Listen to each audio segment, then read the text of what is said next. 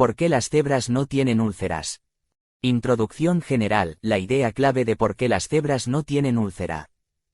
Este libro, aunque a primera vista parezca un tratado de biología o neurociencia, es en realidad una exploración profundamente humana sobre el sufrimiento cotidiano, sobre esa tensión interna que se ha vuelto casi la norma en nuestras vidas. Y todo parte de una comparación tan sencilla como poderosa: las cebras, a pesar de vivir rodeadas de depredadores, no tienen úlceras. Nosotros, en cambio, sí. ¿Por qué? La respuesta que da Robert Sapolsky es tan reveladora como incómoda, porque las cebras solo activan su respuesta al estrés cuando hay un peligro real presente. Escapan del león y, si sobreviven, vuelven a pastar como si nada hubiera pasado. Su cuerpo se enciende solo cuando hace falta, y se apaga inmediatamente después. Nosotros, en cambio, nos estresamos por cosas que no están ocurriendo en este momento. Por lo que podría pasar, por lo que no pasó, por lo que creemos que los demás piensan de nosotros, por lo que no controlamos. Nuestra mente ha evolucionado para anticiparse, para preocuparse, para imaginar escenarios. Y eso, aunque nos hace humanos, también nos enferma. El libro entero gira en torno a esta idea: el estrés crónico, silencioso y sostenido en el tiempo, puede destruir el cuerpo tanto o más que una enfermedad grave. No porque el estrés sea malo en sí mismo, sino porque está diseñado para actuar durante minutos. No durante años. Sapolsky, con un estilo cercano y accesible, va capítulo a capítulo mostrando cómo ese estrés mal gestionado afecta cada sistema del cuerpo: el corazón, el sistema inmune, el aparato digestivo, el cerebro, la memoria, el sueño, el crecimiento, el deseo, el placer.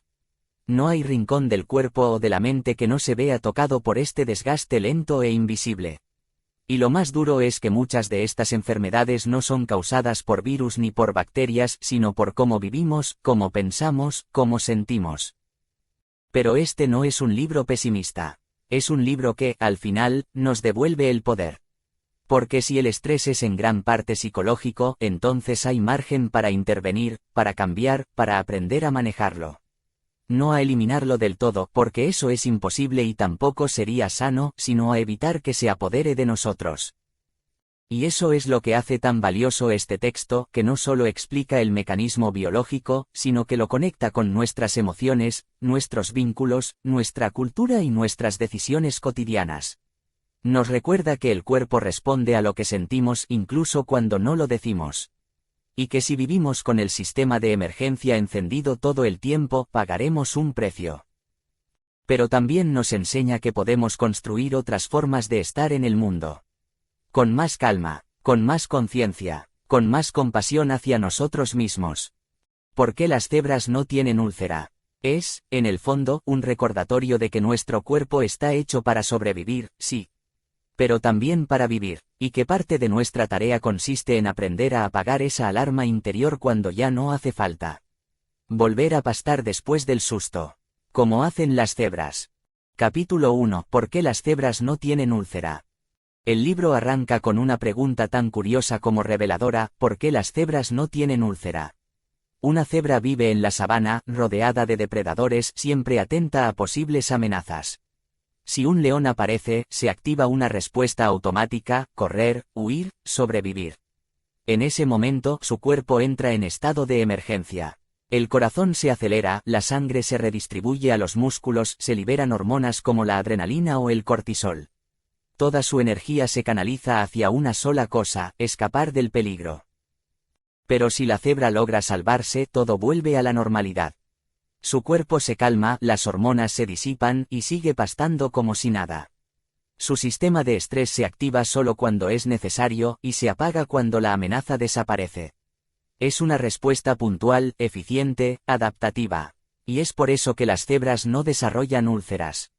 Los humanos, en cambio, somos otra historia. Nuestro sistema de estrés biológicamente no ha cambiado demasiado respecto al de una cebra. Está diseñado para responder a amenazas físicas inmediatas. Pero el problema es que nosotros activamos ese sistema por cosas que no están ocurriendo en este momento.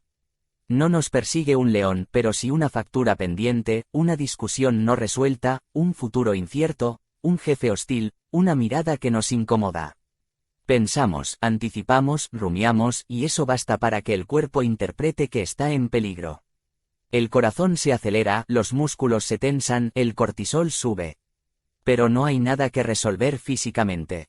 Solo estamos sentados, atrapados en nuestros pensamientos. Ahí está la gran diferencia, las cebras solo se estresan por lo que les pasa, los humanos por lo que podrían pasarles. Y esa capacidad para imaginar escenarios, para recordar lo que nos hirió o proyectar lo que tememos, es una bendición evolutiva. Y una condena fisiológica. Porque cuando el estrés se vuelve crónico, es decir, cuando el sistema de emergencia está encendido casi todo el tiempo, el cuerpo empieza a sufrir. Se desgasta. El cortisol, que en pequeñas dosis puede ser útil, se vuelve dañino.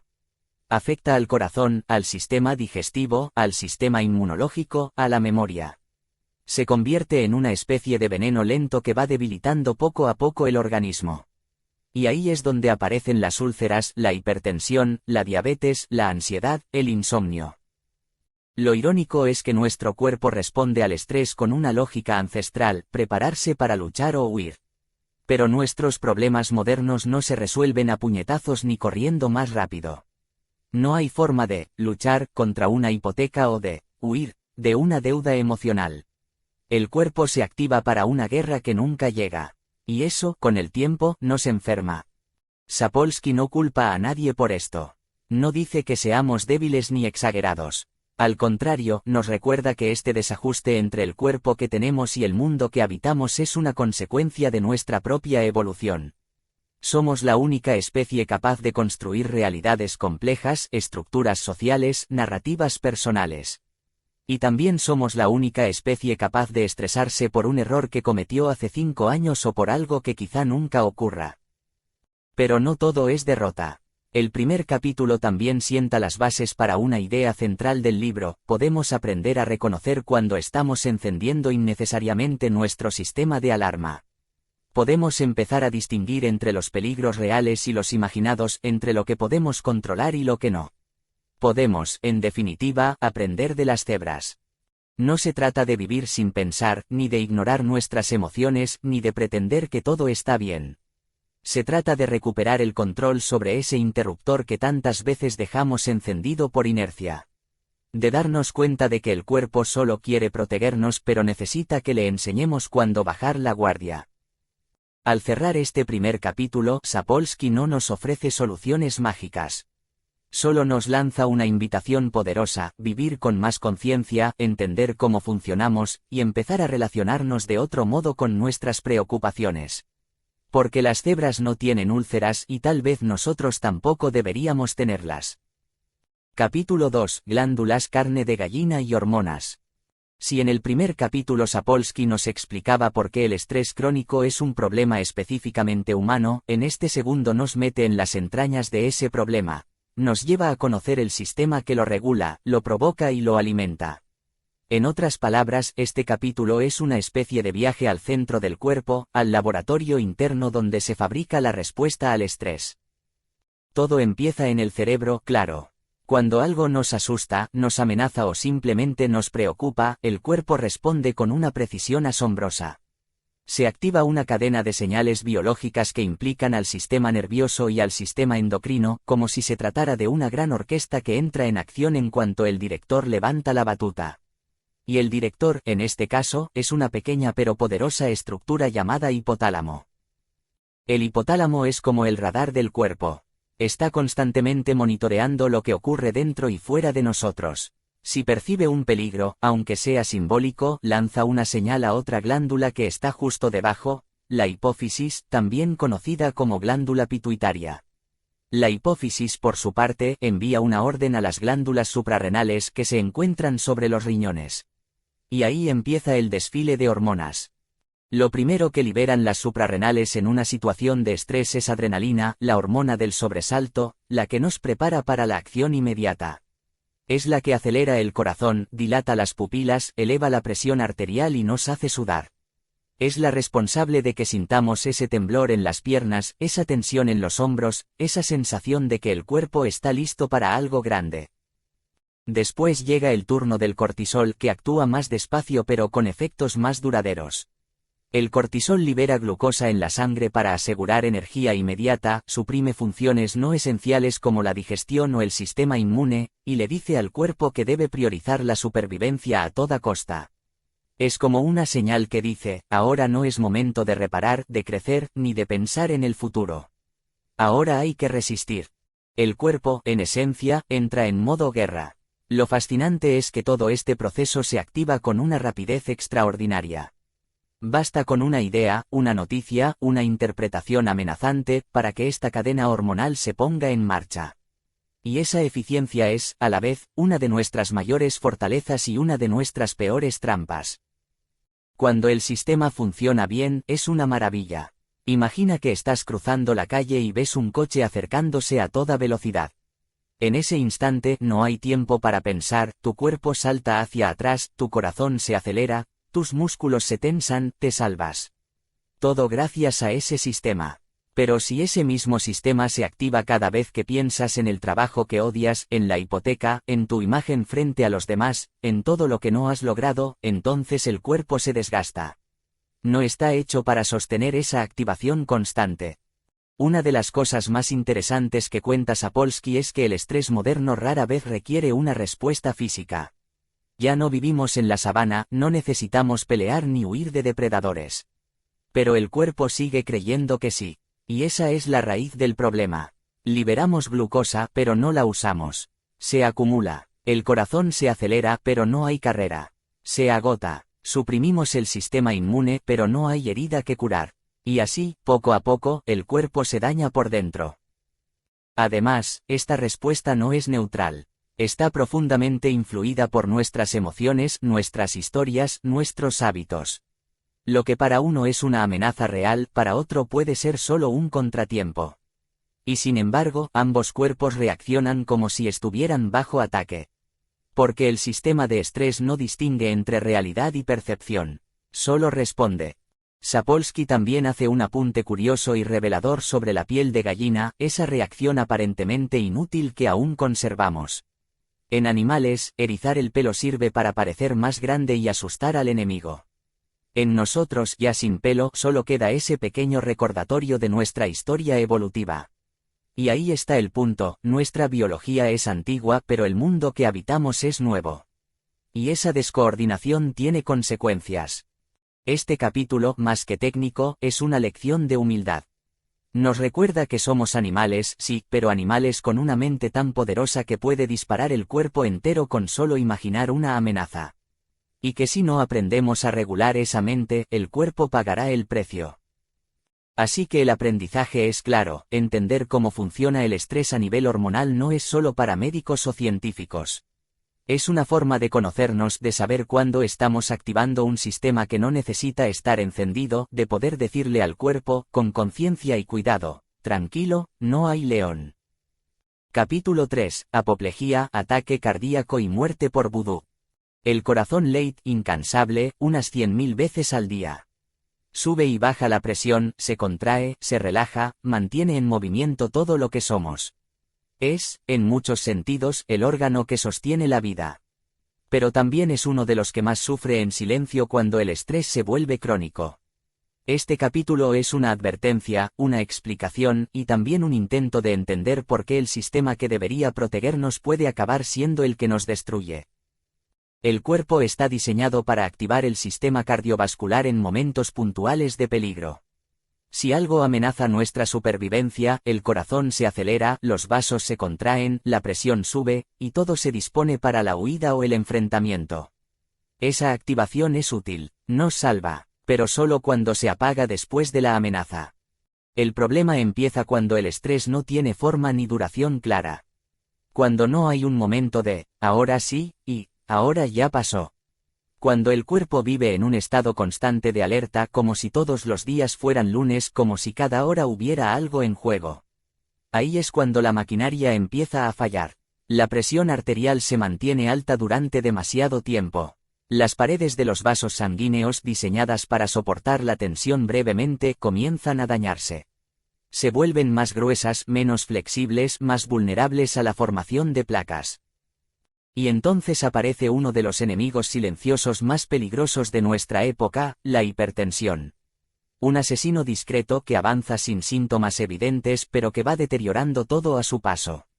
Y lo más inquietante es que muchas veces no nace de una causa concreta, sino del peso acumulado del estrés cotidiano, llegar a fin de mes, cuidar de alguien enfermo, no sentirse valorado, no tener con quién hablar. Sapolsky explica que este tipo de presión constante sobre el sistema cardiovascular no solo afecta a las arterias.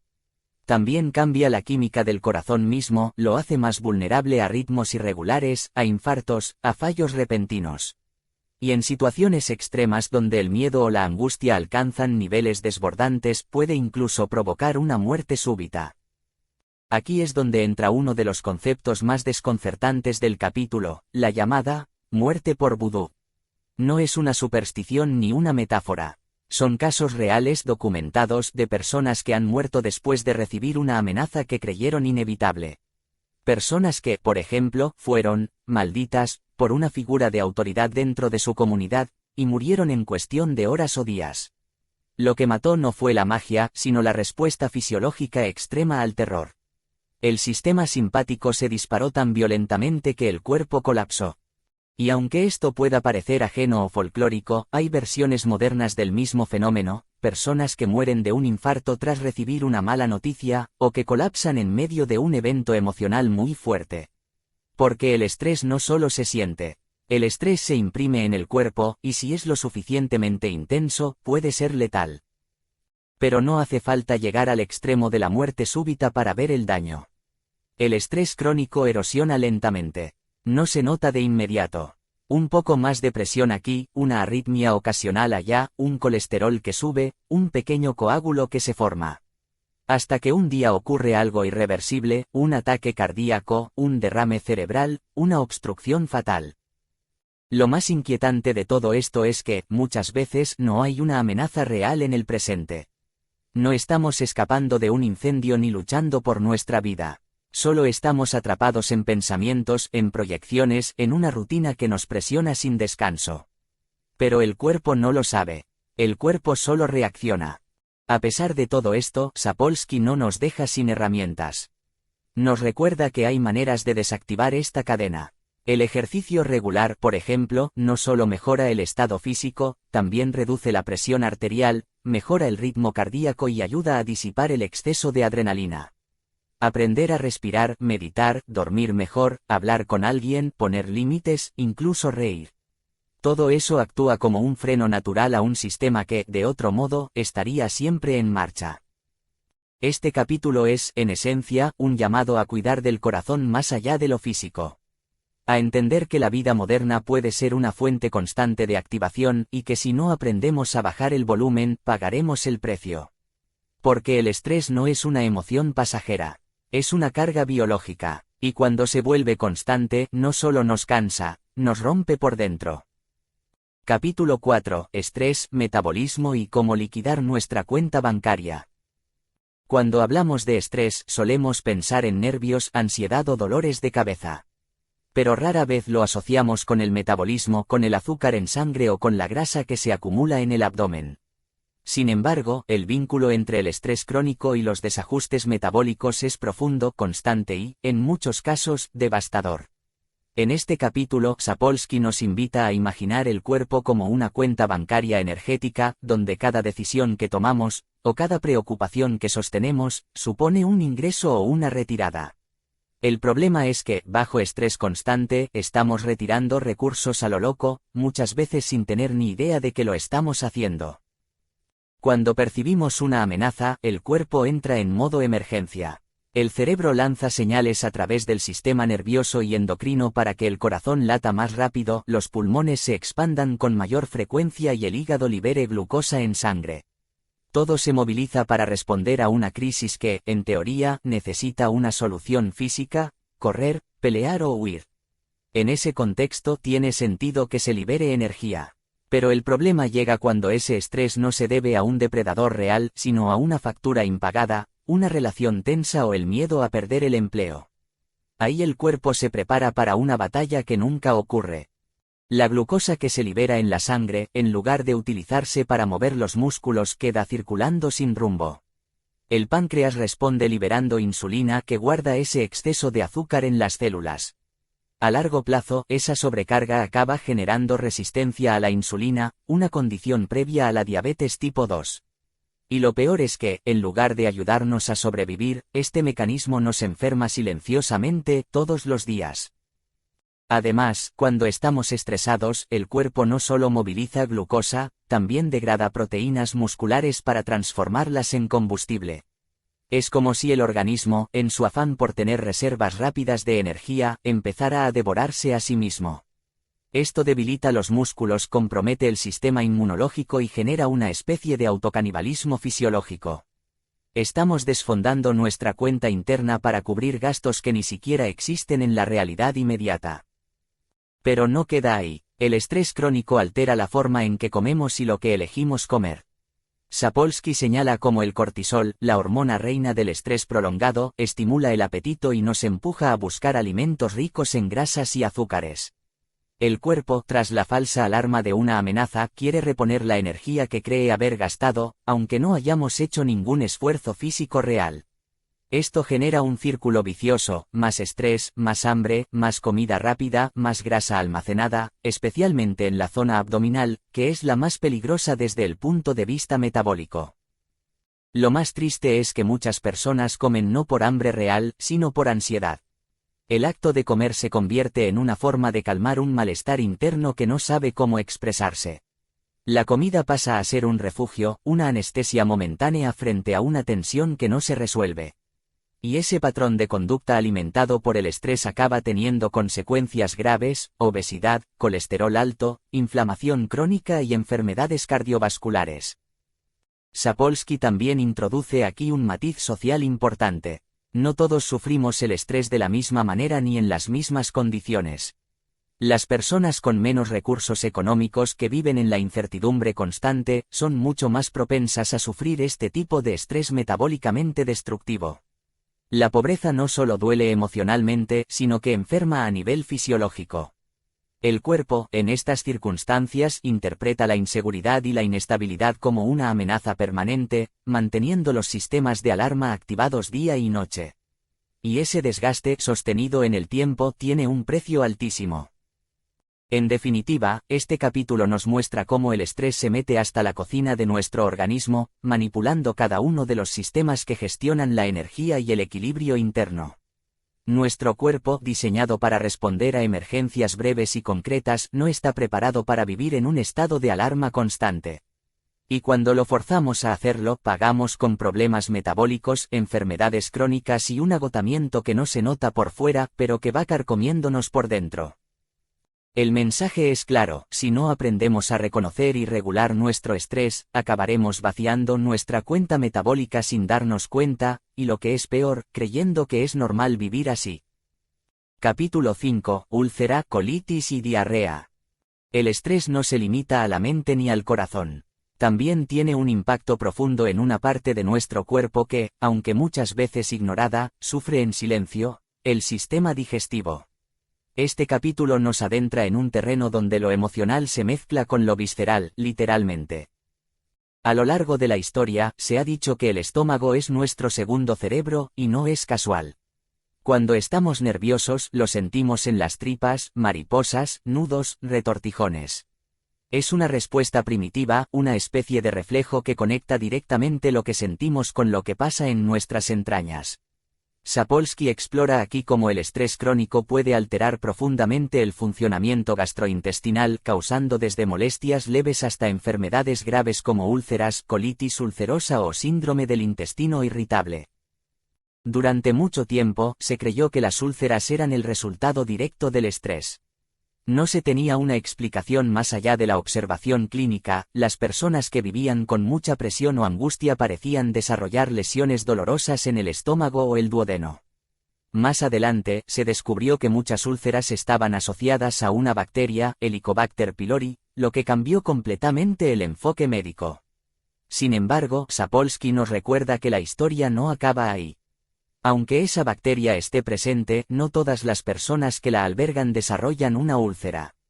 Entonces, ¿por qué unos sí y otros no? La respuesta, como siempre, apunta al estrés. El estrés crónico debilita las defensas del cuerpo y altera el equilibrio en la producción de ácido gástrico y mucosas protectoras. Imagina que el estómago es una olla a presión que se autorregula gracias a mecanismos muy precisos. Cuando el estrés entra en escena, esos mecanismos fallan, se produce más ácido del necesario, se reduce la protección de la mucosa y el entorno se vuelve hostil para los tejidos del propio estómago. En ese escenario, la bacteria encuentra el caldo de cultivo perfecto para causar daño real. Así, no es que el estrés sea la causa directa de la úlcera, pero sí crea el contexto ideal para que aparezca o se agrave. Pero la cosa no queda ahí. El intestino, ese largo y complejo tubo que se encarga de digerir los alimentos y absorber nutrientes, también se ve muy afectado por el estrés. Cuando vivimos bajo presión constante, el sistema digestivo entra en caos, el ritmo de los movimientos intestinales se altera, la producción de enzimas cambia y, en muchos casos, se desencadenan episodios de diarrea, estreñimiento o ambas cosas en ciclos interminables. Es lo que conocemos como colon irritable, una dolencia común, molesta y profundamente relacionada con la ansiedad. Sapolsky señala algo muy curioso: para muchos animales, evacuar en momentos de estrés es una estrategia adaptativa. Vaciar el intestino les permite ser más ligeros y rápidos si tienen que huir. En ese sentido, una diarrea inducida por el estrés tiene sentido biológico en la sabana africana. El problema aparece cuando los humanos replicamos esa respuesta frente a problemas como una discusión de pareja o una entrevista de trabajo. Nuestro cuerpo cree que necesitamos correr cuando en realidad solo necesitamos calmarnos. El estrés también puede afectar el apetito. En algunas personas lo inhibe por completo, en otras, lo dispara de forma descontrolada. Ambas reacciones son respuestas del cuerpo a una percepción de amenaza. Comer demasiado o no comer nada son formas distintas de expresar que algo dentro de nosotros está fuera de equilibrio. Otro aspecto fascinante que se menciona en este capítulo es la conexión directa entre el cerebro y el intestino a través del nervio vago. Este canal de comunicación permite que lo que sentimos en la cabeza se refleje en el estómago, y viceversa. No es extraño que las personas con ansiedad crónica sufran constantemente de acidez, indigestión, gases o cólicos sin una causa aparente. El cuerpo grita lo que la mente no puede procesar. En definitiva, Sapolsky nos muestra que el sistema digestivo no es simplemente una fábrica de procesamiento de alimentos, sino un escenario donde el estrés deja su huella de forma profunda y persistente. Las úlceras, la colitis, los trastornos digestivos funcionales no son solo problemas médicos, son también síntomas de una tensión prolongada que muchas veces ignoramos o normalizamos. Aprender a cuidar el aparato digestivo no pasa solo por lo que comemos, sino también por cómo vivimos. Respirar, reducir el ritmo, poner límites, dormir mejor y aprender a soltar preocupaciones puede ser tan importante como elegir una dieta equilibrada. Porque al final, como nos recuerda Sapolsky, muchas de nuestras enfermedades no nacen en lo que hacemos, sino en cómo sentimos lo que nos pasa. Capítulo 6. El enanismo y la importancia de las madres.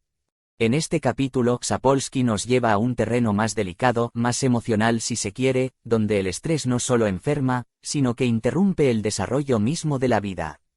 Nos habla del enanismo por estrés, un fenómeno que parece sacado de una historia trágica pero que es muy real.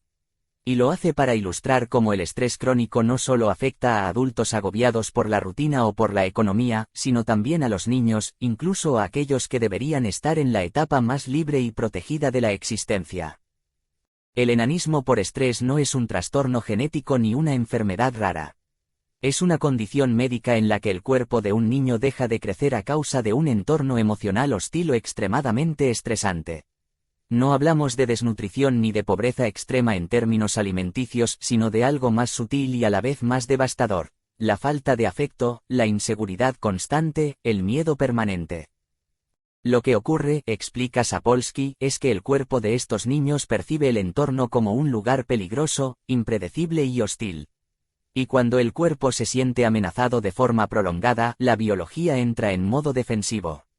Se inhibe la producción de hormonas del crecimiento, el apetito se desvanece, el sueño se interrumpe. El organismo prioriza la supervivencia pero no el desarrollo. Como si dijera, no es momento para crecer, es momento para resistir. El crecimiento se convierte en un lujo que el cuerpo no se puede permitir cuando el entorno emocional está en ruinas. Sapolsky cuenta casos documentados de niños en instituciones donde, a pesar de estar alimentados y cuidados desde lo físico, no recibían afecto, ni contacto humano cálido, ni estimulación emocional. Y aún así, dejaban de crecer. Lo más sobrecogedor es que, cuando eran trasladados a un entorno estable con figuras afectivas presentes, con abrazos y atención, empezaban a crecer de nuevo. Como si el cuerpo, por fin, entendiera que ya no tenía que estar en alerta, que podía volver a invertir energía en convertirse en lo que estaba destinado a ser. Lo más impactante de este fenómeno es que no se trata solo de casos extremos. Muchos niños en entornos familiares disfuncionales con tensiones constantes, gritos, desprecios, o simplemente con ausencia emocional, pueden manifestar señales fisiológicas similares: retraso en el crecimiento, alteraciones hormonales, problemas inmunológicos, insomnio crónico. Todo esto es un recordatorio de que el cuerpo escucha lo que vive el alma, incluso cuando ésta aún no sabe ponerlo en palabras. Pero el capítulo no se queda solo en la infancia. Sapolsky utiliza este fenómeno como un ejemplo extremo de algo que nos afecta a todos: la idea de que el estrés crónico, sostenido en el tiempo, nos impide desarrollarnos. No solo en el sentido físico, sino también en el emocional, intelectual y relacional. Cuando vivimos bajo tensión constante, dejamos de crecer como personas. Dejamos de imaginar, de explorar, de arriesgarnos, de confiar. Nos encerramos en un modo de supervivencia que reduce la vida a lo básico, y eso, a la larga, también nos achica por dentro. El mensaje profundo de este capítulo es que el estrés no solo daña, también retrasa, detiene, sabotea. Y que muchas veces lo que más necesitamos para crecer no es una dieta perfecta ni una rutina estricta, sino un entorno donde nos sintamos seguros, vistos, sostenidos. La importancia de las madres, como indica el título, no se refiere solo a la madre biológica, sino a cualquier figura que ejerza ese papel nutritivo. Alguien que nos ofrezca estabilidad emocional, que nos ayude a regular el caos del mundo, que nos enseñe que hay refugio en medio de la tormenta. Al final, Sapolsky no está hablando solo de hormonas, glándulas o ejes neuroendocrinos. Está hablando de cómo el amor, el cuidado y la seguridad afectiva modulan la biología humana. Cómo un entorno seguro puede restaurar incluso lo que parecía dañado. Cómo el cuerpo florece cuando el alma siente que puede respirar tranquila. Y en ese sentido, este capítulo, aunque duro, es también profundamente esperanzador. Porque nos recuerda que no estamos condenados por nuestra biología, y que el entorno, el cariño y la seguridad pueden revertir incluso las heridas más profundas. El crecimiento, en todos los sentidos, necesita espacio, calma. Y un poco de ternura. Capítulo 7. Sexo y reproducción. Hay un terreno donde el estrés se mete de forma especialmente silenciosa, pero con consecuencias profundas: el terreno de la sexualidad y la reproducción. En este capítulo, Sapolsky desvela cómo la maquinaria biológica que regula el deseo, la fertilidad y la capacidad de tener hijos es extremadamente sensible al entorno emocional, y cómo el estrés crónico puede desactivarla por completo. A simple vista podríamos pensar que el sexo y la reproducción son funciones separadas de lo emocional, como si fueran simplemente biología, instinto, química. Pero el cuerpo no funciona así. Está diseñado para priorizar la supervivencia sobre todo lo demás. Si el entorno se percibe como hostil o impredecible, si la vida parece una batalla diaria, el cuerpo interpreta que no es un buen momento para reproducirse. ¿Para qué traer hijos a un mundo que no parece seguro ni estable?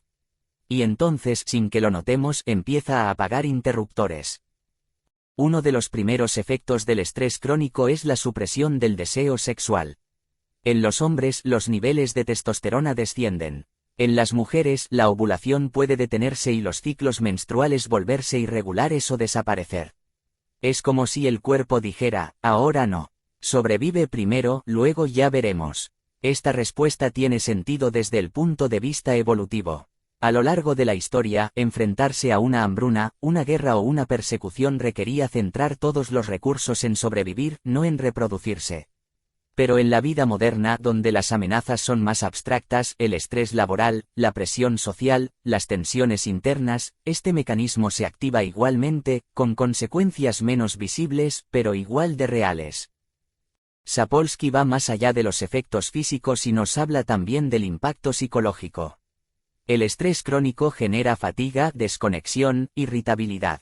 Y todo eso se traduce en una menor intimidad, en la pérdida del deseo, en relaciones que se enfrían sin que ninguna de las partes entienda bien por qué.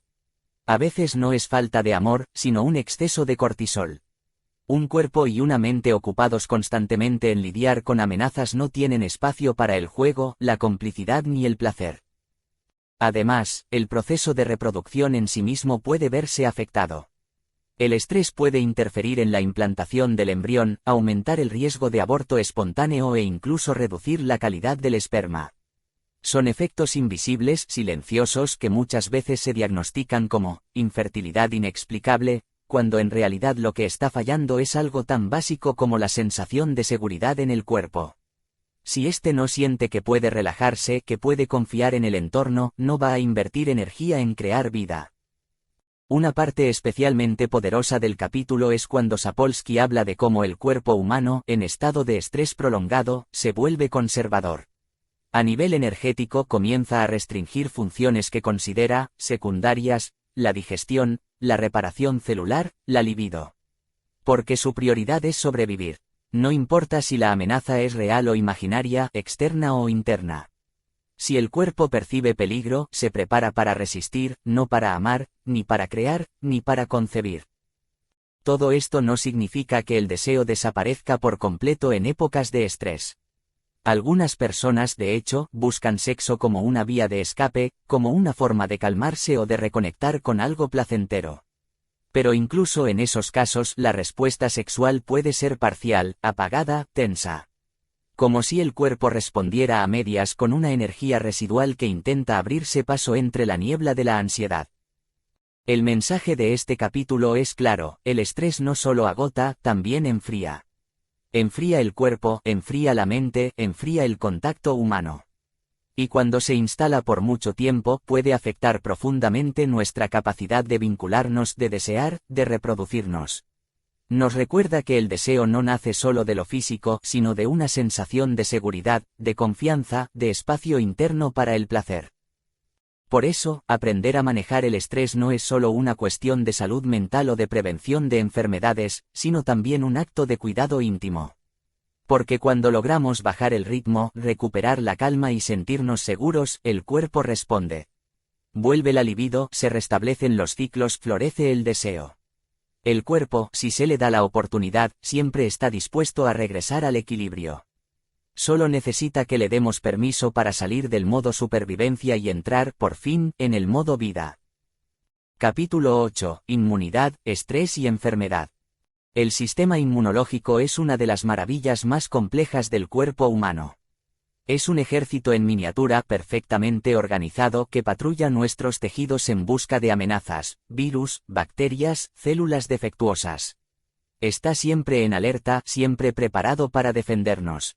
Pero como cualquier ejército, necesita recursos, coordinación y momentos de descanso. Y lo que Sapolsky nos cuenta en este capítulo es que el estrés crónico actúa como un comandante caótico que da órdenes contradictorias, agota a las tropas y, con el tiempo, deja al cuerpo indefenso. Cuando sentimos una amenaza, el cuerpo activa su respuesta al estrés.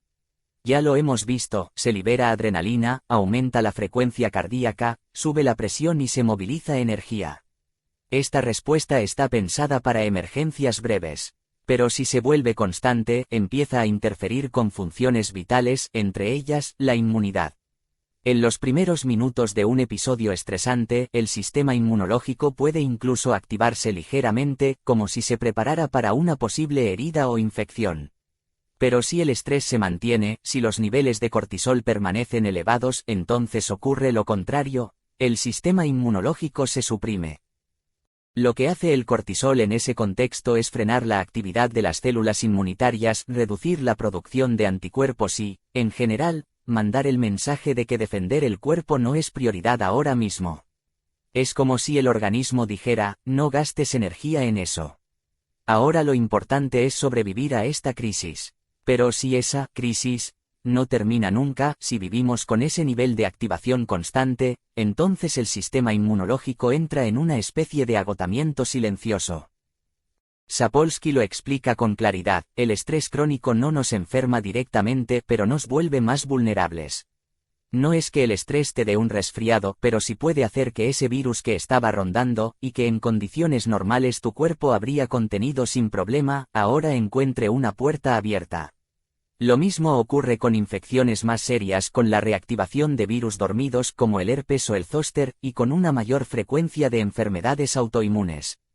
En estas últimas, el sistema inmunológico, ya desregulado, empieza a atacar al propio cuerpo, confundiendo lo propio con lo ajeno. Incluso en el terreno del cáncer, aunque no hay evidencia directa de que el estrés lo cause, sí hay estudios que sugieren que un sistema inmunológico debilitado por el estrés tiene más dificultades para detectar y destruir células anómalas antes de que se multipliquen. Uno de los hallazgos más impactantes que presenta Sapolsky es que las personas que viven bajo estrés constante, por motivos familiares, económicos, sociales o laborales, suelen tener una recuperación más lenta tras una cirugía, una vacuna menos efectiva o una mayor susceptibilidad a infecciones comunes. Y no se trata de una sensación subjetiva de estar mal, sino de efectos medibles, biológicos, observables. Además, el estrés también afecta al sistema inmunológico de forma indirecta, a través de los hábitos que muchas veces lo acompañan. Las personas estresadas duermen peor, comen peor, se mueven menos, fuman más, se aíslan. Todo eso, sumado al impacto fisiológico del estrés, crea una tormenta perfecta para que la salud se deteriore con el tiempo. Hay algo profundamente simbólico en todo esto: el sistema inmunológico es nuestro gran defensor, y sin embargo, cuando vivimos bajo amenaza emocional constante, somos nosotros mismos quienes le atamos las manos. No porque queramos, sino porque nuestro cuerpo, confundido por las señales del entorno, prioriza sobrevivir al estrés inmediato por encima de protegernos del daño a largo plazo. Este capítulo nos recuerda que cuidar de nuestra salud inmunológica no se trata solo de tomar vitaminas o evitar el frío. Se trata, sobre todo, de crear un entorno interno y externo donde el cuerpo no tenga que estar todo el tiempo en modo defensa, donde pueda sentirse seguro, en equilibrio, con energía suficiente para hacer su trabajo silencioso, pero vital. Reducir el estrés no es un lujo ni una cuestión de bienestar emocional, es una necesidad biológica. Cada vez que logramos calmar el cuerpo y la mente, estamos dando permiso a nuestras defensas internas para volver a funcionar como deben. Y eso, en estos tiempos, es quizás una de las formas más poderosas de autocuidado. Capítulo 9. Estrés y dolor. El dolor es una experiencia universal. Todos lo hemos sentido en alguna forma, desde un golpe en la espinilla hasta un corazón roto. Pero el dolor no es solo una reacción física, es también una construcción compleja que involucra la mente, el cuerpo, las emociones y, por supuesto, el estrés. En este capítulo, Sapolsky se sumerge en ese terreno tan delicado donde el estrés no solo puede hacer que el dolor duela más, sino que, en ocasiones, puede hacer que no duela en absoluto. La primera idea que nos presenta es sorprendente: en determinadas situaciones, el estrés puede bloquear el dolor. Lo hemos visto en películas y en la vida real. Un soldado herido en el campo de batalla que sigue corriendo. Una madre que levanta un coche para salvar a su hijo. En esos momentos extremos, el cuerpo libera una potente descarga de endorfinas, los analgésicos naturales del cuerpo, que reducen la percepción del dolor para permitir la acción inmediata. Es una respuesta adaptativa, una especie de anestesia interna que nos permite sobrevivir a situaciones críticas. Pero esa capacidad del cuerpo para bloquear el dolor solo funciona bajo ciertas condiciones. Cuando el estrés es agudo, intenso y puntual, puede producir esa analgesia momentánea. Pero si el estrés es constante, si se instala como una sombra que no se va, entonces ocurre lo contrario: el dolor se amplifica. Sapolsky explica que el dolor no se produce solo en el lugar de la herida. Se construye en el cerebro, donde se interpreta, se da sentido, se mide su intensidad. Y cuando estamos estresados, ansiosos o deprimidos, esa interpretación se vuelve más oscura, más pesada. Un dolor leve puede sentirse insoportable. Una molestia pasajera se convierte en una carga crónica. Es como si el cerebro dijera: no solo duele el cuerpo, también duele la vida. Esta conexión entre dolor y estrés es especialmente evidente en trastornos como la fibromialgia, el síndrome de fatiga crónica o el dolor lumbar sin causa física aparente. En estos casos los exámenes médicos muchas veces no encuentran una lesión clara, pero el dolor es real, intenso, limitante. Lo que ocurre, dice Sapolsky, es que el sistema nervioso se ha vuelto hipersensible, como una alarma que suena incluso cuando no hay intrusos. Y el estrés crónico es uno de los grandes responsables de esa hipersensibilidad. También destaca cómo las personas que viven bajo estrés constante suelen tener menos tolerancia al dolor. Lo mismo ocurre con quienes han sufrido traumas emocionales importantes. La experiencia del dolor se intensifica porque el cuerpo y la mente ya están sobrecargados. Y cuando el umbral del estrés es bajo, el umbral del dolor también lo es. Todo duele más, todo pesa más. Pero hay una parte esperanzadora en este capítulo. Así como el estrés puede amplificar el dolor, también podemos usar la calma, el autocuidado y la conexión emocional para aliviarlo. Las personas que se sienten acompañadas, que practican técnicas de relajación, que encuentran sentido en lo que viven, tienden a experimentar menos dolor o, al menos, a manejarlo mejor. No porque el dolor desaparezca, sino porque cambia la forma en que lo perciben y lo enfrentan. Sapolsky también menciona cómo el entorno y las expectativas influyen en el dolor.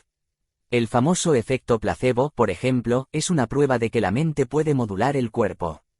Si creemos que algo nos va a aliviar, muchas veces realmente lo hace. Y eso nos recuerda que la percepción del dolor no está grabada en piedra, es flexible, moldeable, influenciable. El mensaje final del capítulo es profundo y liberador. No todo el dolor se puede evitar, pero sí podemos transformar nuestra relación con él. El estrés crónico tiende a magnificarlo, a hacerlo más invasivo, más duro. Pero si aprendemos a calmar la mente, a soltar tensiones, a cuidar nuestras emociones, también podemos ayudar al cuerpo a llevar mejor sus dolores. El alivio no siempre está en una pastilla, sino en la forma en que habitamos nuestro cuerpo y en cómo lo acompañamos cuando duele. Capítulo 10. Estrés y memoria. La memoria es una de esas capacidades que damos por sentadas hasta que empieza a fallar. Recordar es algo tan cotidiano, tan automático, que rara vez nos detenemos a pensar cómo funciona, ni qué la alimenta, ni qué la sabotea. Pero en este capítulo, Sapolsky nos muestra algo inquietante: el estrés crónico tiene la capacidad de deteriorar la memoria, incluso de dañar físicamente las estructuras del cerebro encargadas de conservar nuestros recuerdos. Para entender esto, primero hay que saber qué papel juega el hipocampo, una pequeña estructura cerebral con forma de caballito de mar que es clave en la formación de la memoria. Cuando aprendemos algo nuevo o vivimos una experiencia significativa, el hipocampo se activa, clasifica, organiza y almacena esa información. Es como un bibliotecario que ordena los libros de nuestra vida para que podamos volver a ellos cuando los necesitemos. Pero el hipocampo es también una de las zonas más vulnerables al estrés. Los altos niveles de cortisol, la hormona que se dispara cuando estamos bajo presión constante, lo afectan directamente. En pequeñas dosis, el cortisol puede incluso ayudar a que el hipocampo funcione mejor. Pero cuando se mantiene elevado durante días, semanas o meses, empieza a ser tóxico. Las neuronas del hipocampo se vuelven menos eficientes, algunas mueren y con el tiempo, esta estructura se encoge, literalmente. El resultado es una memoria que se vuelve borrosa, errática. No recordamos cosas simples, confundimos fechas, perdemos el hilo de lo que queríamos decir. Pero también fallamos en aspectos más profundos, no podemos concentrarnos, nos cuesta aprender cosas nuevas, o no somos capaces de distinguir lo importante de lo irrelevante. Es como si el cerebro estuviera intentando trabajar en medio de una tormenta con las luces parpadeando y los archivos empapados. El impacto del estrés en la memoria no se limita al hipocampo. También afecta a la amígdala, una estructura cerebral que se encarga de procesar las emociones, especialmente el miedo. Cuando estamos estresados, la amígdala se vuelve hiperreactiva. Y eso hace que recordemos con más facilidad las experiencias negativas, los errores, los peligros. Es una forma de protección. El cerebro nos dice, no olvides esto, podrías necesitarlo para sobrevivir. Pero si esa alerta se mantiene activa todo el tiempo, lo que ocurre es que empezamos a vivir atrapados en los recuerdos más oscuros, en lo que salió mal, en lo que nos asustó. Por eso, muchas personas que viven con estrés crónico desarrollan una visión del mundo más negativa, más temerosa. No porque sean pesimistas por naturaleza, sino porque su cerebro, literalmente, se está entrenando para recordar el miedo más que la calma. El estrés reconfigura la memoria y con ella, la percepción de la realidad. En situaciones extremas como el trauma, este efecto puede ser aún más dramático. Hay personas que, después de vivir un evento traumático, no recuerdan nada de lo ocurrido, como si su cerebro hubiera desconectado para protegerlas. Otras, en cambio, lo recuerdan todo con una claridad abrumadora, pero lo hacen de forma repetitiva, intrusiva, incapaz de dejar atrás lo vivido.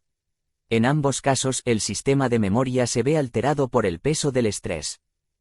Pero este capítulo no se queda solo en el daño. También habla de la posibilidad de recuperación. El cerebro, como nos recuerda Sapolsky, tiene una capacidad asombrosa de regenerarse, de adaptarse, de reconstruirse. Incluso el hipocampo, que puede encogerse bajo el estrés crónico, puede recuperarse si cambiamos las condiciones del entorno. Dormir bien, hacer ejercicio, aprender cosas nuevas, meditar, reír, sentirnos seguros. Todo eso estimula el crecimiento de nuevas neuronas y ayuda a restaurar la memoria. La memoria no es solo una función cerebral, es la base de nuestra identidad. Somos, en buena parte, lo que recordamos. Y si el estrés borra, distorsiona o aplasta nuestros recuerdos, también afecta la forma en que nos vemos a nosotros mismos, en que entendemos nuestra historia y proyectamos nuestro futuro. Este capítulo es, en el fondo, una llamada a cuidar la mente como un jardín. A proteger nuestros recuerdos como quien cuida fotos antiguas. A darnos cuenta de que cada momento de calma, cada pausa consciente, cada respiro profundo, es una forma de cuidar también la memoria. Porque cuando reducimos el estrés, no solo estamos ayudando al cuerpo a sanar, sino también al alma a recordar. Capítulo 11. Estrés y sueño reparador. Dormir debería ser el acto más natural del mundo. Cerramos los ojos, el cuerpo se entrega, la mente se apaga poco a poco y todo se reordena en silencio. Pero para muchas personas, esa escena idílica no ocurre. En su lugar, aparece el insomnio, los despertares constantes, los pensamientos que no se callan, el cuerpo que no se rinde. Y en este capítulo, Sapolsky nos muestra por qué el estrés es uno de los grandes ladrones del sueño, y cómo su efecto va mucho más allá de pasar una mala noche. Dormir no es simplemente desconectar. Es un proceso activo cuidadosamente orquestado por el cerebro que pasa por diferentes fases: sueño ligero, sueño profundo, sueño REM. Cada una cumple una función específica: reparar tejidos, consolidar la memoria, regular el estado de ánimo, procesar emociones. Pero para que ese proceso funcione, necesitamos algo fundamental: seguridad. El cuerpo solo se permite dormir profundamente cuando percibe que el entorno es seguro. Y ahí es donde el estrés entra como un saboteador silencioso. Cuando estamos estresados, el cuerpo interpreta que hay una amenaza presente o inminente. No importa si es real o imaginaria. El sistema nervioso simpático se activa, el cortisol se eleva, la mente se llena de pensamientos anticipatorios. Y en esas condiciones, el cuerpo no quiere dormir. No porque no lo necesite, sino porque no se lo permite. Es como si dijera: no puedes apagar la luz todavía, algo malo podría pasar. Así, nos quedamos atrapados en un estado de vigilancia que no cede, aunque estemos agotados. El estrés afecta al sueño de varias maneras. Puede hacer que nos cueste quedarnos dormidos, que nos despertemos a mitad de la noche sin poder volver a dormir, o que el sueño sea tan superficial que no descansemos. Incluso puede alterar la proporción entre las distintas fases del sueño, reduciendo el tiempo en fase REM, que es clave para procesar emociones y consolidar recuerdos. Y cuando eso se repite noche tras noche, el cuerpo y la mente empiezan a acumular una deuda de descanso que se vuelve insostenible. Sapolsky también explica que el sueño y el estrés forman un círculo vicioso. Dormir mal aumenta los niveles de cortisol al día siguiente, lo que a su vez incrementa la sensación de ansiedad y hace más difícil dormir la noche siguiente. Además, la falta de sueño debilita el sistema inmunológico, empeora la capacidad de concentración, altera el estado de ánimo y reduce el umbral del dolor. Todo eso hace que el estrés cotidiano se perciba como aún más abrumador. Así, lo que empieza como una mala semana de sueño puede convertirse en una espiral descendente de agotamiento, irritabilidad y desgaste. Una parte muy interesante del capítulo es cuando Sapolsky menciona que no todas las personas responden igual al estrés en relación con el sueño. Algunas, cuando están bajo presión, duermen como troncos como si el cuerpo se rindiera por completo. Otras, en cambio, se convierten en centinelas de su propia ansiedad, incapaces de desconectar. Y también hay quienes pueden quedarse dormidos pero tienen sueños agitados, simbólicos, cargados de emociones reprimidas.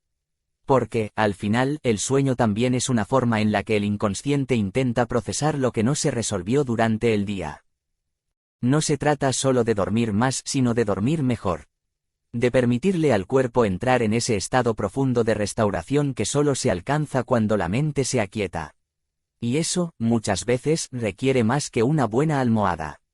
Requiere cerrar ciclos, soltar preocupaciones, encontrar espacios de calma, crear rutinas que le digan al cuerpo, ya puedes descansar.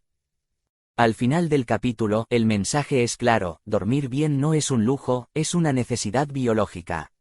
Y si el estrés nos roba el sueño, entonces nos está robando también la energía, la claridad mental, la estabilidad emocional y, en última instancia, la salud.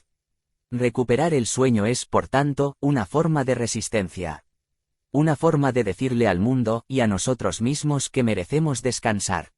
Que no todo tiene que resolverse hoy. Que la noche también es un derecho. Capítulo 12. Envejecimiento y muerte. El envejecimiento, por mucho que lo queramos maquillar o disimular, es inevitable. Lo que no es inevitable, o al menos no del todo, es la forma en que envejecemos. Hay quienes llegan a la vejez con lucidez, energía y serenidad, y hay quienes se desgastan mucho antes de tiempo, como si el reloj biológico hubiera acelerado sin avisar. En este capítulo, Sapolsky pone el foco en uno de los protagonistas silenciosos de ese desgaste prematuro: el estrés crónico. Envejecer no es solo una cuestión de arrugas o canas. A nivel celular, el cuerpo va acumulando daño con los años, el ADN se va deteriorando, las células se dividen con menos eficacia, los sistemas de reparación interna empiezan a fallar. Es parte del proceso natural. Pero el estrés tiene la capacidad de acelerar ese desgaste, de empujar el cuerpo más rápido hacia ese punto donde las piezas dejan de encajar bien. Y lo hace a través de múltiples caminos. Uno de los más fascinantes, y a la vez inquietantes, tiene que ver con los telómeros. Los telómeros son estructuras que protegen los extremos de nuestros cromosomas, algo así como los plastiquitos que envuelven los cordones de los zapatos. Cada vez que una célula se divide, los telómeros se acortan un poco. Cuando se hacen demasiado cortos, la célula deja de dividirse o muere. Pues bien, numerosos estudios han mostrado que las personas que viven bajo estrés constante, ya sea por cuidar a un familiar enfermo, por vivir en pobreza, por atravesar un duelo prolongado, tienen telómeros más cortos que el promedio. Es decir, biológicamente han envejecido más rápido. Pero los efectos del estrés sobre el envejecimiento no se limitan a lo microscópico. Se manifiestan en la piel, en los huesos, en los órganos, en el sistema inmunológico, en el cerebro. Un cuerpo sometido a estrés constante tiene más probabilidades de desarrollar enfermedades cardiovasculares, diabetes, deterioro cognitivo, depresión. Y todas esas condiciones no solo restan años de vida, sino calidad a los años que nos quedan. Sapolsky también plantea una idea que da para pensar: cuánto de nuestra vejez es genética y cuánto es acumulación de desgaste ambiental y emocional. Cada vez hay más evidencia de que el entorno, cómo vivimos, cómo nos alimentamos, cómo dormimos, cómo gestionamos nuestras emociones, tiene un impacto enorme en la velocidad con la que envejecemos. No podemos cambiar nuestros genes, pero sí podemos cambiar muchas de las condiciones que aceleran o frenan ese proceso. Otro punto poderoso de este capítulo es la relación entre estrés, soledad y mortalidad. Las personas que se sienten solas, que están desconectadas socialmente, que no tienen con quién hablar o compartir lo que les duele, tienden a morir antes. Y no por tristeza, sino por los efectos fisiológicos que esa soledad sostenida genera: aumento del cortisol, debilitamiento del sistema inmunológico, inflamación crónica. Morimos antes cuando dejamos de sentirnos parte de algo. Pero Sapolsky no se queda en lo sombrío. También señala que hay formas de revertir o, al menos, ralentizar estos procesos. El ejercicio regular, las relaciones afectivas estables, la meditación, el sentido del humor, el contacto con la naturaleza, la sensación de propósito. Todo eso tiene un impacto real sobre el cuerpo. Incluso los telómeros, esos guardianes del envejecimiento celular, parecen responder positivamente cuando cambiamos nuestras condiciones de vida. No es magia, es biología al servicio de la esperanza. Al final, este capítulo nos invita a mirar la vejez no como un destino oscuro, sino como un tramo de la vida que puede vivirse con dignidad, si sabemos cuidar lo que importa. El estrés, cuando se vuelve crónico, nos roba tiempo, energía, memoria, salud. Pero no estamos indefensos, tenemos herramientas, tenemos opciones, y sobre todo tenemos la capacidad de escuchar al cuerpo antes de que grite. Envejecer en paz no es resignarse, es aprender a vivir de un modo que no nos desgaste antes de tiempo. Es soltar lo que nos envenena, abrazar lo que nos nutre y hacer del cuidado una forma cotidiana de resistencia. Capítulo 13. ¿Por qué es estresante el estrés psicológico? Hay algo que nos diferencia radicalmente de la mayoría de los animales y no es solo que tengamos pulgares o que podamos resolver ecuaciones, es que podemos imaginar el futuro. Anticipar, preocuparnos, darle vueltas a lo que podría pasar. Y aunque esa capacidad nos ha permitido construir civilizaciones, también nos ha regalado una de nuestras mayores fuentes de sufrimiento, el estrés psicológico. Mientras que una cebra se estresa si un león aparece y se relaja si logra escapar, nosotros podemos estresarnos solo con pensar en la posibilidad de perder el trabajo, en lo que pasaría si enfermáramos, en lo que otros piensan de nosotros. El estrés psicológico no necesita un desencadenante físico. Se activa con una conversación tensa, con una factura impagada, con un mensaje que no llega, con un recuerdo. Vivimos con la alarma encendida por amenazas que no están aquí, pero que sentimos como si lo estuvieran. Sapolsky explica que esta capacidad para imaginar escenarios futuros es evolutivamente reciente y que nuestro sistema fisiológico no está del todo adaptado para distinguir entre una amenaza real y una percibida. Es decir, nuestro cuerpo reacciona igual si estamos huyendo de un depredador que si estamos atrapados en un atasco pensando que llegamos tarde a una reunión. Se acelera el corazón, se libera cortisol, se tensan los músculos. Pero en lugar de correr o pelear, que es lo que el cuerpo espera, nos quedamos sentados, quietos, rumiando. Y ahí empieza el desgaste. Hay varios factores psicológicos que hacen que ciertas situaciones, aunque no sean objetivamente peligrosas, se vivan como profundamente estresantes. Uno de ellos es la falta de control. Cuando sentimos que no podemos hacer nada para cambiar lo que ocurre, el estrés se dispara. No importa tanto la gravedad del problema como nuestra percepción de que no podemos actuar. Y lo curioso es que esto no tiene que ver necesariamente con la realidad, sino con la forma en que interpretamos esa realidad. Dos personas pueden vivir la misma situación de formas completamente distintas, una se angustia, la otra la atraviesa con calma. La diferencia está en el relato interno. Otro factor clave es la imprevisibilidad. El cerebro humano está diseñado para detectar patrones, para anticiparse. Nos sentimos más tranquilos cuando sabemos qué va a pasar, incluso si lo que viene no es ideal. En cambio, lo incierto, lo que no podemos prever, nos inquieta profundamente. Es como estar caminando por un pasillo oscuro sin saber si hay un obstáculo o no. El cuerpo se tensa, se activa. Y se mantiene así por tiempo indefinido. También influye la falta de apoyo social. Sentir que estamos solos frente a lo que nos amenaza hace que el estrés duela más. No tener con quién compartir una preocupación, no contar con alguien que nos escuche o nos sostenga, aumenta la carga emocional. Y no es solo un tema emocional, está demostrado que el apoyo social amortigua la respuesta fisiológica al estrés. Sentirse acompañado reduce la liberación de cortisol y protege al cuerpo del desgaste. Y luego está el peor de todos los escenarios, cuando sentimos que algo es incontrolable, imprevisible, y además estamos solos. En ese cóctel, el estrés no solo se dispara, sino que se vuelve más tóxico. Afecta más al sistema inmunológico, al corazón, al cerebro. Nos quita el sueño, nos agota, nos deja vulnerables. Sapolsky llama a esto una tormenta perfecta, donde los factores psicológicos se combinan para convertir una situación en una fuente de sufrimiento crónico. Este capítulo es también una invitación a tomar conciencia de cuánto depende nuestra salud del modo en que interpretamos lo que vivimos. No podemos evitar todas las situaciones difíciles, pero sí podemos entrenar nuestra forma de enfrentarlas. No se trata de pensar en positivo, de forma superficial, sino de desarrollar herramientas internas, la flexibilidad cognitiva, la autocompasión, la capacidad de pedir ayuda, la aceptación de la incertidumbre.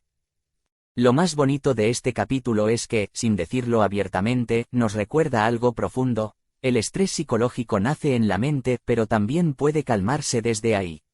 Cambiar la forma en que hablamos con nosotros mismos, lo que esperamos, lo que exigimos, cómo nos tratamos, puede marcar una diferencia real en cómo se siente y cómo reacciona el cuerpo.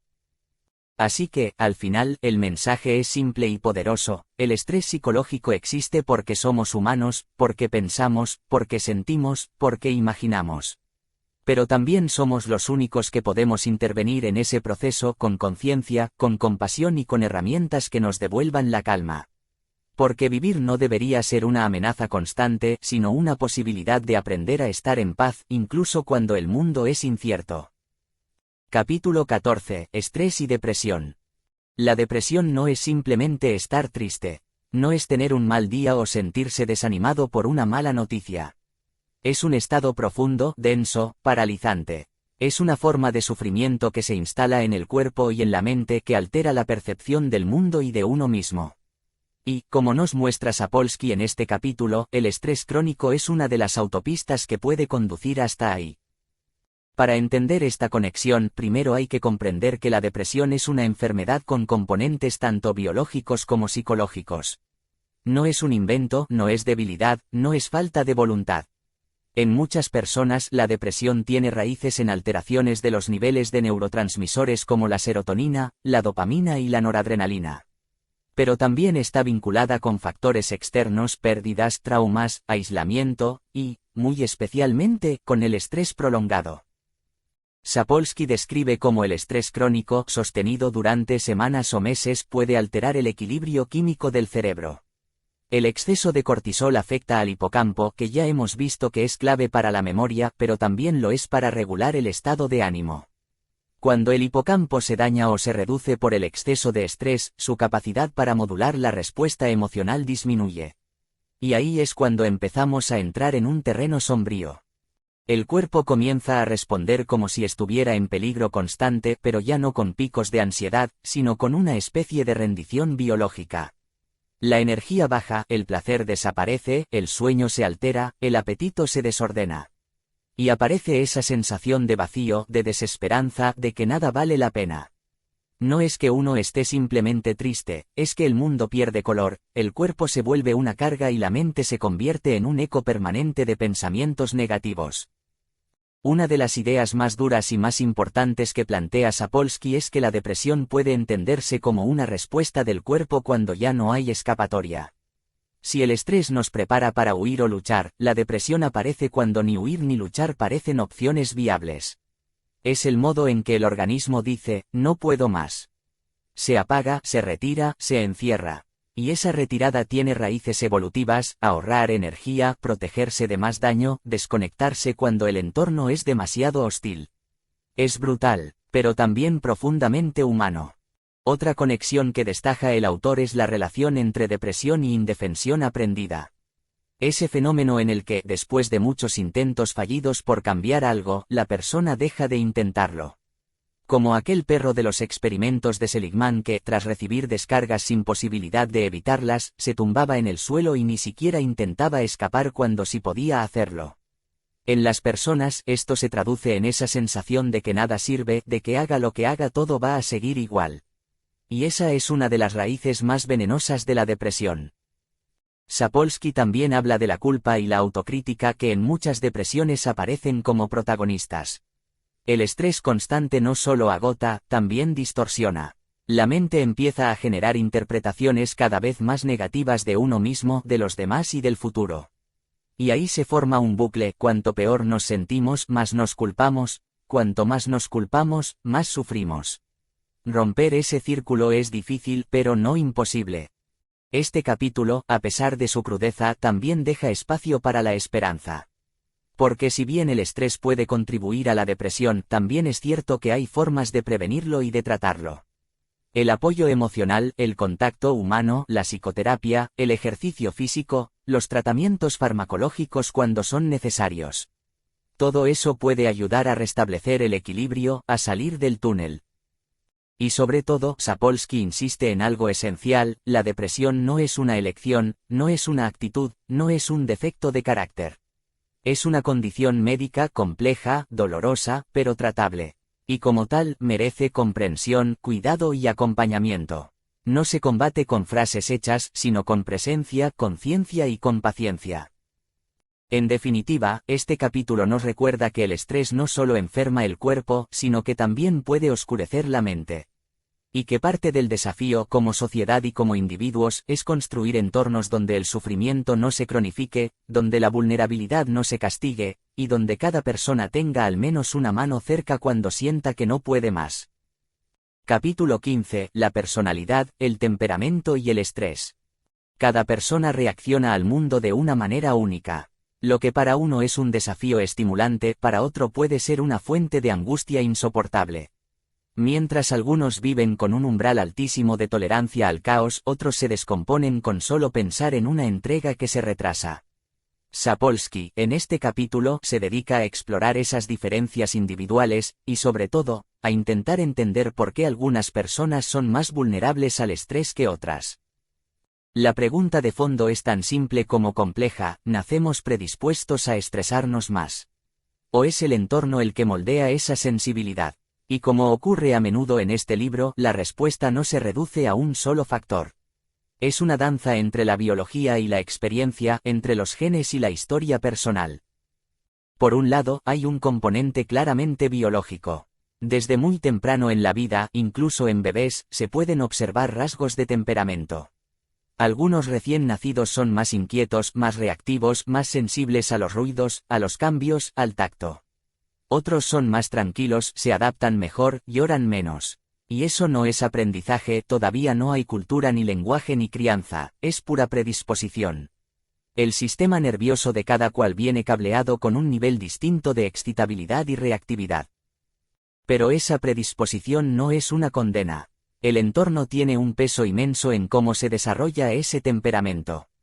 Un niño con alta sensibilidad puede crecer con serenidad si está rodeado de adultos que saben contenerlo, acompañarlo, enseñarle a regularse. En cambio, el mismo niño, en un entorno caótico, puede volverse ansioso, hipervigilante, retraído o agresivo. Es decir, no es solo lo que traemos al nacer, sino también cómo el mundo responde a eso que traemos. Sapolsky dedica una parte muy interesante del capítulo a hablar de los famosos tipos de personalidad, especialmente el tipo A, asociado con competitividad, impaciencia, hostilidad y urgencia constante. Estas personas no solo se estresan más, también sufren más enfermedades relacionadas con el estrés, especialmente problemas cardiovasculares. No es simplemente que vivan más acelerados, sino que su propia forma de estar en el mundo los expone al desgaste continuo. Se ponen a prueba a sí mismos todo el tiempo, se exigen, compiten incluso cuando nadie los está mirando, y sienten que nunca es suficiente. Pero el tipo A no es el único patrón vulnerable. También lo son quienes tienden a la rumiación, es decir, a darle vueltas una y otra vez a lo mismo sin llegar a una conclusión. La mente atrapada en bucles de pensamiento se convierte en un generador de estrés constante. Lo que ocurrió ayer, lo que podría pasar mañana, lo que alguien dijo o no dijo. Todo se convierte en combustible para una hoguera que no se apaga. Y están también las personas con baja autoestima, con una imagen interna debilitada, que tienden a interpretar lo que les pasa como culpa suya, como prueba de que no valen. En estos casos, el estrés no solo surge de fuera, sino que viene reforzado por un diálogo interno castigador, que aumenta la presión y la ansiedad.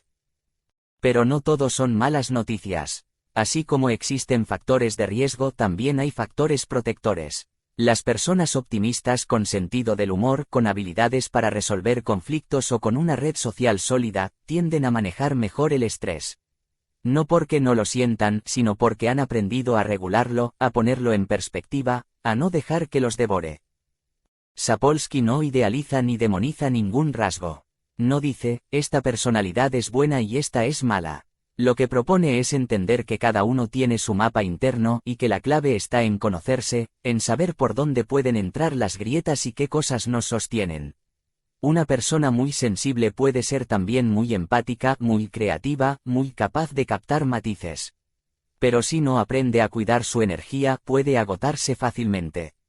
Alguien con tendencia a la autocrítica puede ser muy exigente y detallista, pero si no aprende a parar, puede vivir en guerra consigo mismo. Este capítulo es, en el fondo, una invitación a mirar hacia dentro. A observar cómo reaccionamos, qué cosas nos disparan, qué historias nos contamos cuando estamos bajo presión. Y sobre todo, a entender que si bien no podemos cambiar todo lo que somos, sí podemos cambiar cómo nos relacionamos con eso que somos. El estrés no es solo lo que nos pasa, sino cómo lo interpretamos. Y en esa interpretación, la personalidad tiene un papel crucial. Aprender a conocernos, a regularnos, a tratarnos con más amabilidad, puede hacer la diferencia entre vivir estresados todo el tiempo o vivir con más calma, incluso en medio del caos. Capítulo 16. Drogadictos, adictos a la adrenalina y placer. Cuando el estrés aprieta, cuando la vida se vuelve demasiado, el cuerpo y la mente buscan alivio. Esa es una verdad básica. No es una debilidad moral, no es un fallo de carácter. Es una necesidad profundamente humana. Necesitamos momentos de descanso, de recompensa, de placer. El problema empieza cuando ese alivio se convierte en dependencia, cuando el escape se vuelve una cárcel.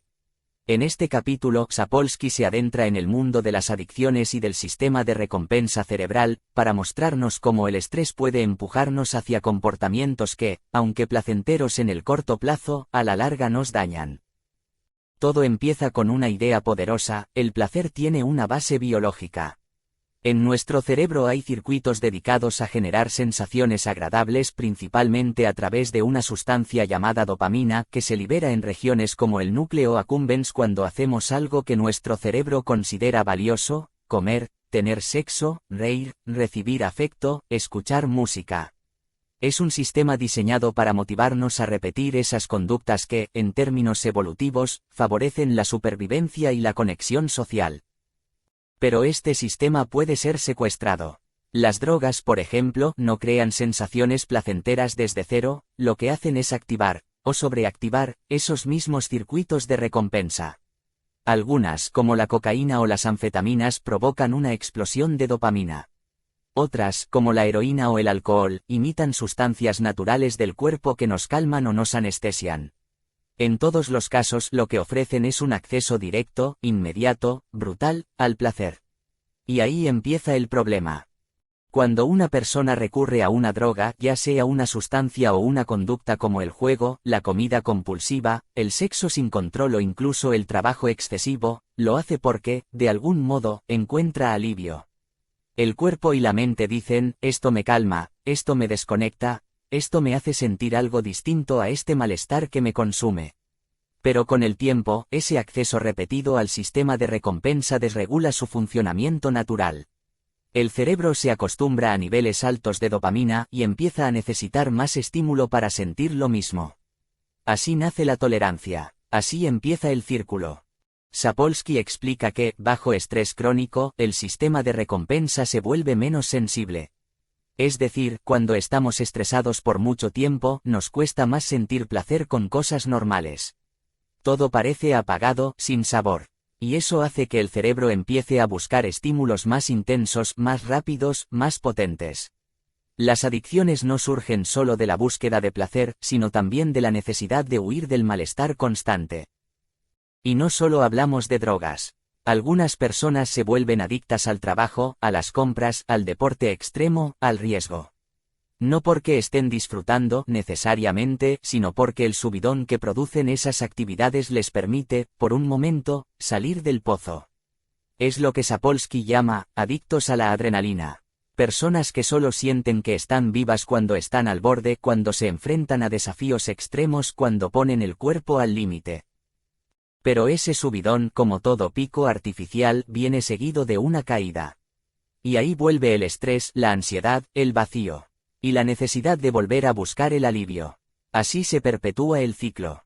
La adicción, vista desde este ángulo, no es solo una búsqueda de placer, sino una forma desesperada de autorregulación emocional cuando otras vías han fallado o no están disponibles. Este capítulo no juzga, no señala con el dedo. Al contrario, propone entender la adicción como una estrategia de supervivencia fallida. Como un intento de reparar algo roto, de llenar un hueco, de calmar un sistema que está desbordado. Y al mismo tiempo muestra la urgencia de ofrecer a las personas alternativas reales, humanas, sostenibles para lidiar con el estrés. Porque, como concluye Sapolsky, el verdadero antídoto no es solo dejar la droga o la conducta adictiva. Es reconstruir el sistema de recompensa, es volver a encontrar placer en lo pequeño, en lo cotidiano, en lo compartido. Es crear entornos donde el estrés no sea la norma, donde el malestar no se reprima sino que se acompañe, donde las personas puedan encontrar alivio sin tener que destruirse en el intento. En el fondo, este capítulo nos recuerda que todos necesitamos algo que nos haga sentir bien. Y que, si el mundo nos lo niega o nos lo arrebata, buscaremos sustitutos. Por eso, cuidar del placer sano, del gozo auténtico, de los vínculos, de la calma. No es un lujo. Es una necesidad vital. Capítulo 17. La vista desde el fondo. Imagina vivir cada día con la sensación de que no tienes control sobre tu vida. Que lo que hagas o dejes de hacer no cambia nada. Que el esfuerzo apenas sirve para sostenerte un poco más pero no para mejorar. Que otros, allá arriba, tienen las riendas y tú apenas sobrevives con lo que dejan caer. Esta es la realidad de millones de personas y también es uno de los mayores generadores de estrés crónico, la desigualdad. En este capítulo, Sapolsky deja claro que el estrés no se reparte de forma equitativa.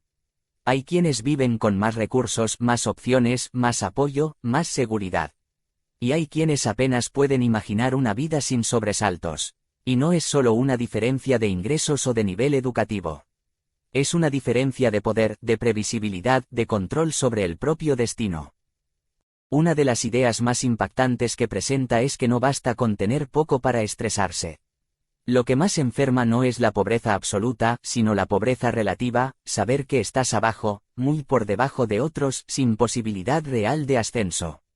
La comparación constante, la sensación de injusticia, la percepción de que el esfuerzo no sirve, son venenos silenciosos. No se ven en los informes médicos pero están presentes en cada célula. Sapolsky ilustra esto con estudios hechos en babuinos, una de sus especialidades. En estas sociedades animales, el rango social determina el nivel de estrés. Los babuinos de bajo estatus que tienen menos acceso a alimento, a sombra, a parejas sexuales que son acosados y desplazados constantemente, presentan niveles más altos de cortisol, peor sistema inmunológico, y más enfermedades. No porque estén en peligro físico constante, sino porque viven en un sistema donde el poder está distribuido de forma desigual y arbitraria. Y ese modelo se replica en los humanos. Personas en los peldaños más bajos de la jerarquía social, trabajos precarios, barrios marginados, sistemas injustos, viven con un estrés basal mucho más alto. No porque su vida esté llena de leones, sino porque el sistema entero es una amenaza constante. Tener que luchar cada día por lo básico genera una tensión que el cuerpo y la mente apenas pueden sostener con el tiempo. Y lo más doloroso es que esa desigualdad no solo genera estrés, sino que además limita las herramientas para enfrentarlo. Quien está más arriba puede pagarse una terapia, tomarse unas vacaciones, delegar tareas, hacer ejercicio, desconectar. Quien está más abajo tiene menos margen, menos tiempo, menos redes. Así, el estrés no solo nace de la desigualdad, también la perpetúa. Pero no todo es determinismo. Sapolsky también muestra que los entornos comunitarios, el apoyo social, la cooperación, pueden amortiguar los efectos del estatus. Un individuo de bajo rango en una comunidad solidaria puede estar mejor que uno de rango medio en un entorno competitivo y hostil. No es solo qué lugar ocupas en la escala, sino cómo se vive esa escala, cuánto apoyo tienes, cuánta humanidad hay a tu alrededor. Este capítulo es una llamada de atención, pero también una invitación a actuar. Porque si el estrés nace muchas veces de estructuras sociales injustas, entonces la solución no puede ser únicamente individual. Necesitamos cambiar los sistemas, no solo cambiar cómo los sufrimos. La salud no es solo una cuestión de elecciones personales, es también una cuestión de justicia social. Al final, lo que Sapolsky nos deja con este capítulo es una mirada compasiva, profundamente empática. No todos partimos del mismo lugar, ni cargamos con el mismo peso. Y eso importa. Importa en cómo vemos a los demás, en cómo juzgamos sus decisiones, en cómo construimos nuestras comunidades. Porque no basta con decirle a alguien, gestiona tu estrés, si vive cada día bajo la amenaza del desahucio, del desempleo, del racismo, del abandono. Necesitamos un mundo donde la vida no sea una fuente constante de presión, sino un lugar donde, al menos, podamos respirar. Capítulo 18. Cómo controlar el estrés. Después de todo lo que hemos leído, después de haber recorrido el cuerpo desde las hormonas hasta la piel, desde la memoria hasta el corazón, desde el sistema inmune hasta las emociones más oscuras, puede parecer que el estrés es una bestia indomable. Que está en todas partes, que nos habita, que nos acecha, que nos moldea. Pero en este capítulo final, Sapolsky cambia el tono. Sin prometer milagros, nos dice que hay margen. Que sí, que el estrés está ahí, pero hay formas de resistirlo, de suavizarlo, de reconducirlo. Que no estamos tan indefensos como a veces creemos. Lo primero que nos propone es algo que parece obvio, pero que olvidamos todo el tiempo: hacer ejercicio. Mover el cuerpo no solo mejora la salud física, sino que es una de las formas más efectivas de descargar el exceso de activación provocado por el estrés. Cuando el cuerpo está tenso, cuando la adrenalina y el cortisol están circulando, el movimiento permite liberar esa energía de forma sana. No hace falta correr maratones ni levantar pesas como un atleta, caminar, nadar, bailar, subir escaleras, cualquier forma de movimiento regular ya ayuda. El ejercicio también mejora el estado de ánimo, favorece el sueño, estimula neurotransmisores que contrarrestan la ansiedad. En resumen, es medicina en forma de acción. El segundo pilar es el apoyo social. Tener con quien hablar, con quien compartir el miedo, la rabia, la duda, es una de las mejores formas de amortiguar el impacto del estrés.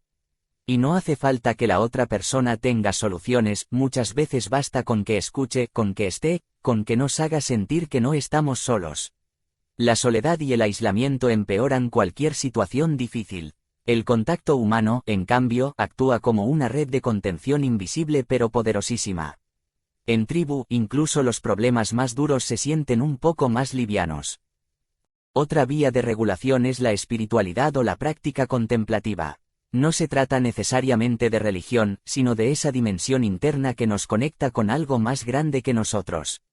Puede ser la meditación, la oración, el arte, el silencio, el contacto con la naturaleza. Cualquier práctica que nos saque del ruido mental y nos lleve a un lugar de calma y presencia. Estudios muestran que quienes cultivan ese tipo de conexión interior tienen niveles más bajos de cortisol, mejor respuesta inmunológica, y una mayor capacidad para sobrellevar el sufrimiento. También es clave lo que Sapolsky llama flexibilidad cognitiva, la capacidad de reinterpretar lo que nos pasa. No es lo mismo pensar, esto me va a destruir, que pensar, esto es difícil, pero puedo aprender algo. Cambiar el relato no cambia la realidad externa, pero sí cambia cómo la vivimos. Quienes tienen más margen para ajustar sus pensamientos, para encontrar sentido en el caos, para adaptarse sin romperse, sufren menos los efectos del estrés. Otro aspecto importante es el sentido de control. Ya vimos en capítulos anteriores que la percepción de no poder hacer nada es una de las fuentes más tóxicas de estrés. Pero a veces con pequeños gestos, con decisiones simples, podemos recuperar una parcela de control. Organizar nuestro día, decir que no cuando es necesario, priorizar el descanso, crear rutinas que nos sostengan. No se trata de controlar el mundo, sino de controlar nuestra respuesta frente a él. Y no menos importante, el sentido del humor. Reír, incluso en medio del dolor, es un acto de resistencia. No se trata de minimizar lo que ocurre, sino de oxigenarlo. De abrir una grieta por donde entre la luz. El humor, el juego, la ligereza cuando se puede, no son frivolidades, son formas de sobrevivir. De volver a tomar aire en medio del ahogo. Sapolsky cierra este capítulo y el libro con una idea esperanzadora: no estamos condenados. El estrés está en el mundo, sí, y también en nosotros, pero hay formas de vivir con él sin que nos domine.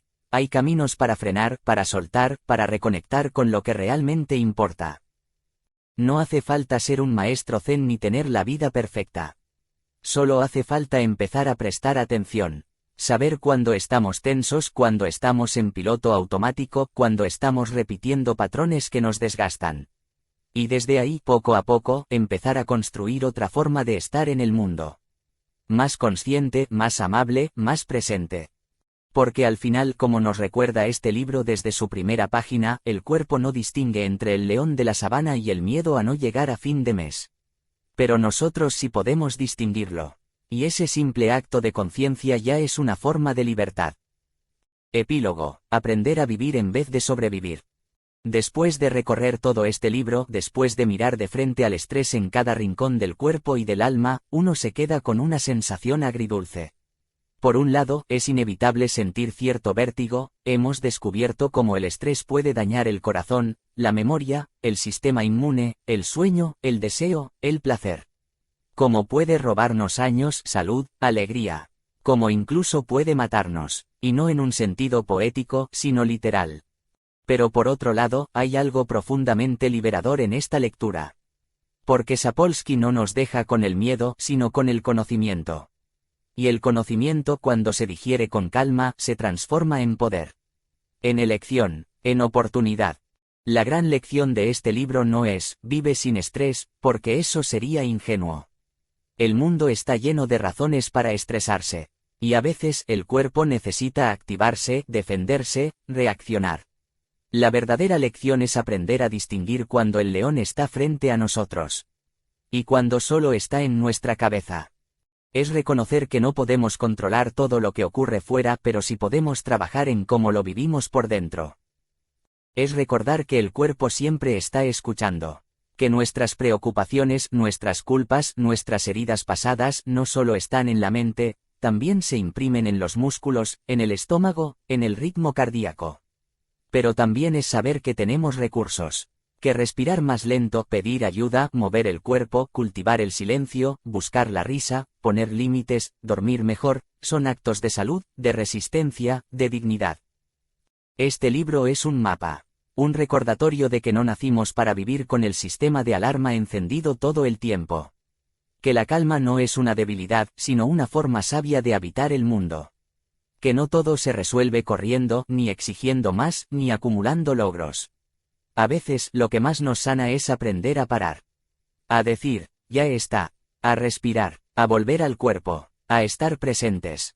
Así que si te has sentido identificado, si has visto parte de ti reflejado en estas páginas, no te culpes. No es un fallo tuyo.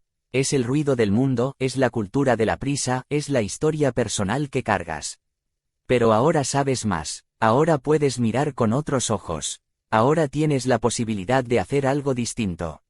No todo el estrés se puede evitar, pero mucho se puede transformar. Y empezar, a veces, es tan sencillo como recordar que no eres una cebra. Pero que puedes aprender de ellas. Fin. Espero que hayas disfrutado de este resumen y que sigas con tu búsqueda de conocimiento. Si hay algún libro del que te gustaría escuchar un resumen, házmelo saber en los comentarios y lo tendré en cuenta.